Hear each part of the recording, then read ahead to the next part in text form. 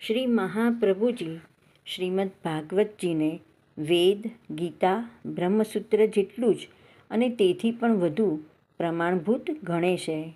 અન્ય પુરાણોએ પણ ભાગવતજીનું મહાત્મ્ય મુક્ત કંઠે સ્વીકાર્યું છે. પદ્મપુરાણમાં ગૌતમજી અને અમરીશજીના સંવાદ પ્રસંગે કહ્યું છે કે હે અમરીશ, તું સંસારનો નાશ ઈચ્છતો હોય તો શુકદેવજીએ કહેલા ભાગવતજીનું નિત્ય શ્રવણ કર, તેમજ સ્વમુખે પણ તેનો પાઠ કર. ભલે પછી તે એક શ્લોક જેટલો હોય, અડધા શ્લોક જેટલો હોય કે એક પદ પૂરતો હોય.